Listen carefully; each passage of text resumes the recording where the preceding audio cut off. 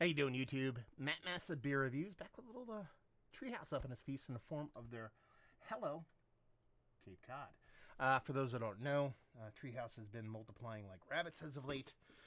They have been opening up a bunch of tap rooms, essentially, in and around the New England area, and one of them they put in Cape Cod.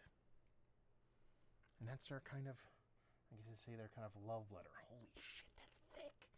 What does this beer say? I mean, look at that goddamn thing. That's dark. It says, Hello, Cape Cod. You know what that feeling you get when you are on the Cape and the trees begin to get shorter and the sky begins to open up, revealing the majesty of the bay in Sandwich or the ocean along a national seashore. Inhabiting this space has reverberated with all of us over the years. We have our Cape story. It's a part of us as much as the Red Sox and the Berkshires. Treehouse is thrilled to become a tiny part of that. This American IPA is graced by a series of winter and spring photographs along our most beloved shoreline, capturing that feeling. Hello, Cape Cod, indeed. 6.7%. Time of filming. Label photo number 74 of 150. And this is 1 week old? Yeah, exactly 1 week old. So yeah, label-wise, it's got a little fishing trolley up there going down the shore. Yeah, and like I said, it's just dark. That's dark. I mean, that's dark. 6% and change. This isn't hyper sweet, then it's oxidized. Because man, that is just super dark. I mean, it looks almost like, I was going to say something gross there, because I don't say gross stuff like doo-doo water. It just has this kind of super pulpiness kind of thing going on. Khaki-colored head. It's even got a nose on it.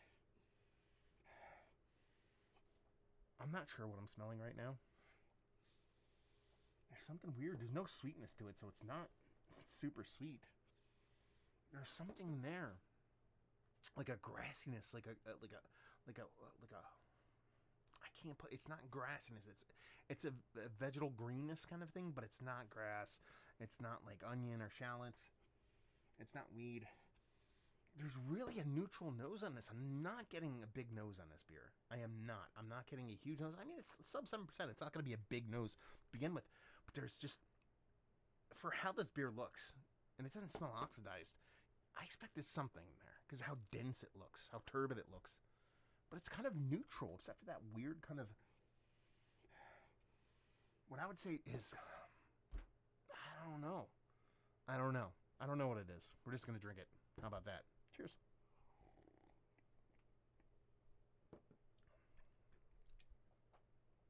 That's a weird beer. Yeah. That's weird. That's weird. So, full disclosure. So this beer comes from Korea. It came in a box. So traveled, warm summer day, overnight, got here in one day. Sat outside my house, but in the shade for a couple hours and went right in the fridge. Is that optimal conditions for a treehouse box, treehouse beers? No. Does that have something to do with this beer not being what it is? I don't think so. And the reason behind that is I drank one of these beers that he sent me already from Treehouse, and that beer was fantastic. Now, are all beers going to be the same? No. But this is a weird beer. It's like a void. It's almost like like a black hole. That's the way it comes off for me. Because it's giving me everything I would expect from like a 7%. It's essentially a 7% big old hazy. But only for a blip. And then everything just goes and washes away. That mouthfeel. Super creamy, fluffy, creamy, done, gone. It's like there and then gone.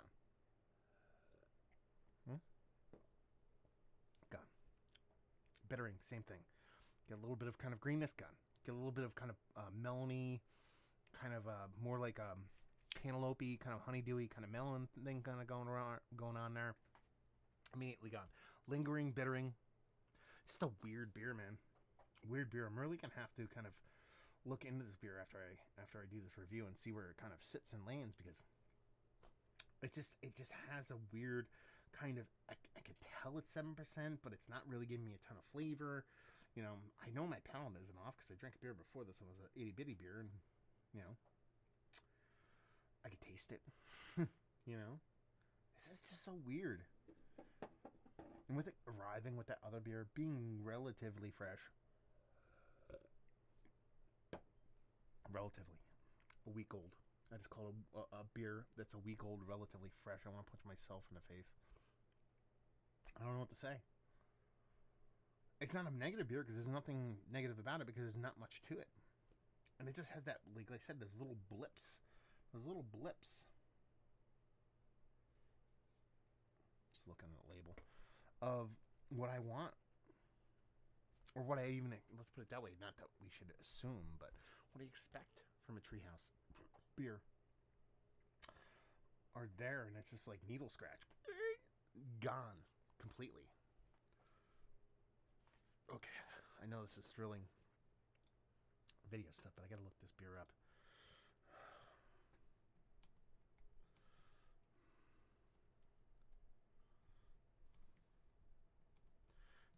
I don't want to read Untapped reviews on this thing. What I want to is I want to see pictures. I want to see pictures. Yeah, a lot of people's pictures. I mean, not that Untapped is the... Oh, god damn it. I fucking hate Untapped. Anyway, it wanted me to log in, and it won't accept my password even though it's correct. Anyway, you know, it's kind of reflective of what other people's looked like. I just wanted to see what the beer looked like. So, yeah, I don't know what to say. It's weird, because I expected something different than what this is. Even though I'm getting blips of what I expected, it's a very interesting beer. Let's put it that way. If I'm going to kind of spin this in any kind of positive light, I don't know how you create that vacuum, you know, of this beer having that kind of echoes what you'd expect from, like, essentially one of the better hazy breweries in the world. But the drop off so drastically after half a second of experience in the beer is a very, very bizarre experience that I don't think I've ever really gotten before in a beer before. Yeah, I'm done. I mean, like I said, melon, probably leaning into tropical fruit mango. Cool mouthfeel. And a bittering component that lasts a total of, well, the bittering lingers a bit, but all that flavor is like starting, stop, boom, gone. That's how it works in my palate, at least. Maybe I'm having a stroke. A tongue stroke. This isn't Pornhub. This is weird. Anyway. So there we go. This is one of the better IPAs I've had as late. No. Not really. One of the more perplexing ones? Sure. Yes. Close to the top Mount Rushmore status on that one. Value availability, no idea. Corey or Treehouse Peeps, let me know what this costs. I'll leave you with if you like what we like this beer. If you like beers and you just like them to taste what they taste like for fractions of what they typically should, I don't know. You'll like this. There you go. A review in the books. Hopefully you guys enjoyed it. Let me know if you've had this. If you have had this or not, or you want to talk about it, any of that stuff down there. Massive Beers if you want to check me out doing the social media stuff. Beer Vessi if you want to check me out doing the whole podcasting thing. Hopefully you guys enjoyed the review. Hopefully enjoying a little bit of Treehouse right now. Hope to see you next time. Go Yankees.